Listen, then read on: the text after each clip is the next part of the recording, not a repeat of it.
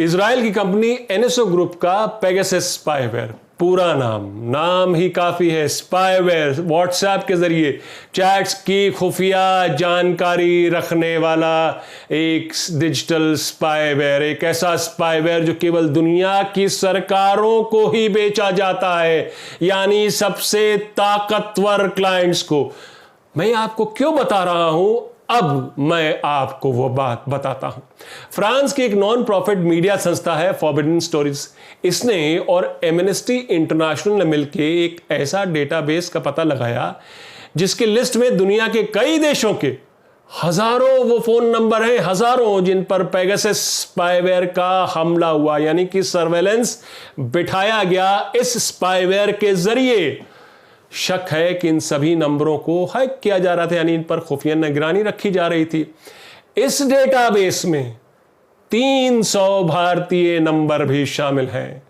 इस लिस्ट में पत्रकार, एक्टिविस्ट, सरकारी अफसर, संवैधानिक पदों पर काम करने वाले लोग, साइंटिस्ट, कम से कम विपक्ष के 3 बड़े नेता, बड़े वकील और सुप्रीम कोर्ट के जज भी शामिल हैं। खबर यह भी है कि इस 300 नंबरों की लिस्ट में जो भारत के 300 नंबर हैं, उनमें मोदी सरकार के 2 मंत्री भी शामिल हैं। मौजूदा मंत्री हैं या अब वो कैबिनेट में नहीं है, इसका खुलासा बाद में होगा, और जब होगा खुलासा तो मैं आपको वो बताऊंगा, लेकिन दिलचस्प है ये खुलासा भी होना। लेकिन अभी जो खुलासा हुआ है उसके बारे में मैं आपको अभी बताता हूं। स्पाईवेयर की इस लिस्ट पर काम करने के लिए दुनिया भर के पत्रकारों ने एक समूह बनाया जिसका नाम पेगासस प्रोजेक्ट दिया गया। उस पेगासस प्रोजेक्ट के इंडियन सदस्य द वायर है, जिसके ऑनलाइन पोर्टल से आप वाकिफ होंगे। द वायर ने दावा किया है कि सभी नामों और नंबरों के खुलासे होंगे, मंत्रियों और जजों के नंबर पर भी खुलासा होगा। लेकिन कल रात द वायर ने उन 300 नंबरों पर बनाई गई अपनी पहली इन्वेस्टिगेटिव रिपोर्ट जारी की, जिसमें 40 ऐसे पत्रकारों के नाम और नंबर हैं जिनके फोन इस पेगासस स्पाईवेयर के जरिए या तो हैक किए गए या फिर हैक करने की कोशिश की गई। ये पत्रकार देश के कुछ नामी अखबारों, न्यूज़ चैनलों और डिजिटल पोर्टल के लिए काम करने वाले पत्रकार हैं। इनके नंबर उस लिस्ट में शामिल हैं, 40 पत्रकारों की लिस्ट। द वायर के कुछ पत्रकारों के अलावा इन 40 नंबरों में Hindustan times, India today, network 18, the Hindu और इंडियन एक्सप्रेस के कई बड़े नाम भी शामिल हैं। यानी सरकार पेगासस स्पाईवेयर के जरिए इन पत्रकारों पर सर्वेलेंस रखे हुए थी। कौन है ये पत्रकार, इन पर थोड़ा तफसील से आगे बताऊंगा, लेकिन इनमें ज्यादातर पत्रकार वो हैं जो सरकार से सवाल पूछते हैं, सरकार की नीतियों का पोस्टमार्टम करते हैं, उसकी डील सौदों पर तफ्तीश करते हैं, जो उनका काम भी है। वो पत्रकार जो सरकार और सबसे बड़ी सत्ताधारी पार्टी बीजेपी की राजनीति पर पैनी नजर रखते हैं और बेबाक राय देते हैं। लेकिन सवाल यह है कि लोकतंत्र में जब मीडिया चौथा स्तंभ माना जाता है, यानी लोकतंत्र को मजबूत करने में उसकी अहम भूमिका होती है, एक तो यह कि वो लोगों के सरकार के मुद्दे सरकार तक लाकर उसकी आंखें खोलता है, और दूसरा उससे सरकार से जवाबदेही मांगता है। फिर मौजूदा केंद्र सरकार क्यों चाहती है मीडिया उससे सवाल ना पूछे, मीडिया उसकी पिछलग्गू हो, उसका एजेंडा चलाए, मीडिया सरकार का प्रोपेगेंडा करे? क्या मीडिया को कमजोर करके लोकतंत्र को भी कमजोर करने की साजिश है? क्या मीडिया पर पहरा बिठाकर सरकार अपने मनमाफिक एजेंडा चलाना चाहती है? क्या सरकार पूरे मीडिया को अपनी मुट्ठी में करना चाहती? भले ही मीडिया का एक बड़ा वर्ग सरकार की गोदी में आंखों में पट्टी बांधकर बैठा हो, लेकिन हकीकत यह भी है कि यही सरकार उस मीडिया से घबराती है जो सच बयानी कर रही है, जो तथ्यों को डिफेंड कर रही है, वो मीडिया जो सरकार से जवाबदेही की मांग करती है। नमस्कार, मैं हूं आपका न्यूज़बाज प्रभात शुंगलू। मेरा आज का सवाल, क्या लोकतंत्र में पत्रकारों या किसी नागरिक के फोन हैक होने चाहिए? अपने जवाब हां या ना में जरूर दीजिएगा। आज संसद का जब मॉनसून सत्र शुरू हुआ तो विपक्ष ने पेगासस का मुद्दा जोर शोर से उठाया और सरकार को घेरने की कोशिश की। कुछ विपक्षी पार्टियों ने इस मुद्दे पर सदन में बहस की मांग की। कांग्रेस ने कहा यह तो राष्ट्रीय सुरक्षा से जुड़ा मुद्दा है। लेफ्ट पार्टियां यह जानना चाहती थी कि पेगासस स्पाईवेयर को सरकार ने किस व्यापक रूप से इस्तेमाल किया, इसका पता देश को लगना चाहिए। खैर, तो मैंने आपको कहा था कि मैं बताऊंगा उन पत्रकारों, कुछ पत्रकारों के नाम जो इस लिस्ट में शामिल हैं, जिन पर सर्वेलेंस किया गया, स्पाईवेयर बिठाने की कोशिश करी गई या ऐसे लिस्ट तैयार की गई जिन पे निगरानी रखना सरकार को सही लगा, जरूरी लगा। द वायर ने जिन 40 पत्रकारों का जिक्र किया उनमें वायर के ही संपादक सिद्धार्थ वरदराजन और दूसरे वायर के फाउंडिंग एडिटर एम.के. वेणु भी शामिल हैं। पिछले सालों में द वायर ने डिजिटल न्यूज पोर्टल और पत्रकारिता के क्षेत्र में अपनी अलग पहचान बनाई है। वो लगातार अपनी बेबाक रिपोर्टिंग और सरकार की तीखी आलोचना से कभी पीछे नहीं हटा और हमेशा सरकार और बीजेपी सरकारों के निशाने पर भी रहा। ये बात भी सच है। उसको भी हैरेस करने की कई मौकों पर कोशिश की गई बीजेपी सरकार द्वारा। एक और पत्रकार है रोहिणी सिंह, जो द वायर के लिए लिखती रही हैं। रोहिणी सिंह ने अमित शाह के बेटे जय शाह के बिजनेस को लेकर 3-4 साल पहले एक रिपोर्ट लिखी थी, जिसमें जय शाह की नई कंपनी के अचानक बढ़ते रेवेन्यू पर सवाल खड़े किए थे। द वायर को इस रिपोर्ट के लिए जय शाह ने कोर्ट में भी घसीट लिया था। मामला कोर्ट में लंबित है।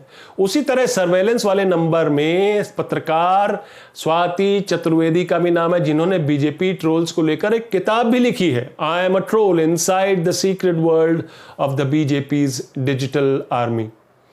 सोशल मीडिया पर इनको आज भी ट्रोल किया जाता है जब भी ये कुछ लिखती हैं। इन 40 पत्रकारों की सूची में इंडियन एक्सप्रेस के पत्रकार सुशांत सिंह का भी नाम है, जो तब राफेल लड़ाकू विमान की खरीद फरोख्त पर इन्वेस्टिगेटिव रिपोर्ट तैयार कर रहे थे। और आपको मालूम है, राफेल विमान के इन्वेस्टिगेशन को लेकर, उसकी खरीद फरोख्त को लेकर 2019 के लोकसभा चुनाव से पहले कितना शोर शराबा उठा था। कई अखबारों ने बहुत इन्वेस्टिगेटिव रिपोर्ट तैयार की थी। मामला सुप्रीम कोर्ट तक गया था। उसी तरह से द हिंदू अखबार के विजेता सिंह और हिंदुस्तान टाइम्स के शिशिर गुप्ता का नाम भी इन 40 पत्रकारों की लिस्ट में है, जिन पर स्पाईवेयर की निगरानी करवाने की जरूरत महसूस की गई। सरकार इस पूरे मसले से हाथ झाड़ रही, बल्कि अपने पुराने बयान पर कायम है कि हमने किसी अनऑथराइज सर्वेलेंस की इजाजत कभी नहीं दी। यानी सरकार ये नहीं मान रही कि उसने पेगासस का इस्तेमाल किया। वो इसका खंडन भी नहीं कर रही, न ही वो इस बात का खंडन कर रही है कि क्या उसने पेगासस स्पाईवेयर का लाइसेंस खरीदा था एनएसओ ग्रुप से। सरकार तो बस इतना कह रही कि हमने अनऑथराइज सर्वेलेंस नहीं किया। इसका क्या मतलब हुआ? क्या सरकार ये कहना चाहती है कि अगर उसने इन पत्रकारों का या बाकी लोगों के फोन पर स्पाईवेयर का सर्वेलेंस रखा तो वो जायज तरीके से रखा? क्या उसने ये स्पाईवेयर इस्तेमाल किया या नहीं किया, ये शब्द वो अपनी जुबान पर नहीं ला रही है सरकार। क्या सरकार ये बताने की कोशिश कर रही है कि पत्रकारों से देश को किसी तरह का खतरा है या खतरा था? क्या ये राइट टू प्राइवेसी का उल्लंघन नहीं है हमारा, आपका, किस देश के किसी भी नागरिक का? क्या सरकार देश के किसी भी नागरिक की डिजिटल हैकिंग कर सकती है? यह पहली ऐसी केंद्र सरकार है जो सरकार के खिलाफ उठे सवालों या उसकी नीतियों की आलोचना को देश की अस्मिता से जोड़ देती है। सरकार की आलोचना को देश की आलोचना मान लिया जाता है और ऐसे पत्रकारों पर सेडिशन के मुकदमे ठोक दिए जाते हैं। आप कहेंगे फिर नागरिक की प्राइवेसी का क्या? फिर शायद आपको तर्क दिया जाए कि देश के लिए नागरिक की प्राइवेसी की ऐसी तैसी। मुझे मालूम है आप में से बहुत लोग ये बात कहेंगे, जब देश के पत्रकार और एक्टिविस्ट के खिलाफ बीजेपी सरकारें देशद्रोह के मुकदमे बना रही हैं, एक्टिविस्ट के खिलाफ आतंकवाद की रोकथाम के लिए बने देश के सबसे कठोर कानून यूएपीए के तहत मुकदमे ठोके जा रहे हैं, इसलिए इसमें हैरानी कैसी कि पत्रकारों या एक्टिविस्ट के फोन भी सरकारी निगरानी में होंगे। इनमें से कुछ पत्रकारों ने अपने फोन जब फॉरेंसिक जांच के लिए दिए, उन 22 फोन में 13 आईफोन थे, जिनमें से 9 आईफोन इन्फेक्टेड निकले, यानी कि इन आईफोन पर उस पेगासस स्पाईवेयर का हमला हुआ था। 9 एंड्रॉयड फ़ोन थे, उनमें से एक इन्फेक्टेड निकला, बाकी पे ये पता चला कि इन बाकी 8 में भी हमले की कोशिश हुई, यानी कि स्पाईवेयर ने घुसने की कोशिश की, कामयाबी नहीं मिली। बताया जा रहा है कि इनमें से ज़्यादातर नंबरों की लिस्ट 2018 और 2019 की है, यानी कि लोकसभा चुनाव से ठीक पहले ये लिस्ट बनाई गई थी कि किन किन नंबरों पर निगरानी रखनी है। और ये लिस्ट भी जो है 40 पत्रकारों की लिस्ट उसी दौर की है। आपको याद हो 2 साल पहले इसी सॉफ्टवेयर के, इसी स्पाईवेयर के इस्तेमाल को लेकर व्हाट्सएप ने कुछ यूजर्स को आगाह किया था। इनमें पत्रकार और एक्टिविस्ट शामिल थे। तब भी ये मामला जोर शोर से उठा था। सरकार ने तब कहा था कि हम अनऑथराइज सर्वेलेंस नहीं करवाते। इस नए खुलासे के बाद भी जो द वायर ने किया है, आज सरकार फिर वही बात दोहरा रही है कि अनऑथराइज सर्वेलेंस तो हम करवाते ही नहीं जी। ये नहीं कह रही कि हमने सर्वेलेंस नहीं करवाया, कह रही हम अनऑथराइज नहीं करवाते। अब अनऑथराइज्ड क्या है और ऑथराइज्ड क्या है? हैकिंग तो अनऑथराइज्ड है, राइट टू प्राइवेसी का उल्लंघन अनऑथराइज्ड है। लेकिन आज पेगासस प्रोजेक्ट, एमनेस्टी इंटरनेशनल और फॉरबिडन स्टोरीज कह रहे हैं कि उन्होंने अब फॉरेंसिक जांच में भी पाया कि कुछ नंबरों पर बाकायदा पेगासस स्पाईवेयर का हमला हुआ है। तो मेरा आज का सवाल मैं फिर दोहराता हूं, क्या लोकतंत्र में पत्रकारों या किसी नागरिक के फोन हैक होने चाहिए? अपने जवाब हाँ या ना में जरूर दीजिएगा। तो ये थी आज की न्यूज़बाजी। फिर मिलेंगे एक नई न्यूज़बाजी के साथ। तब तक के लिए नमस्कार।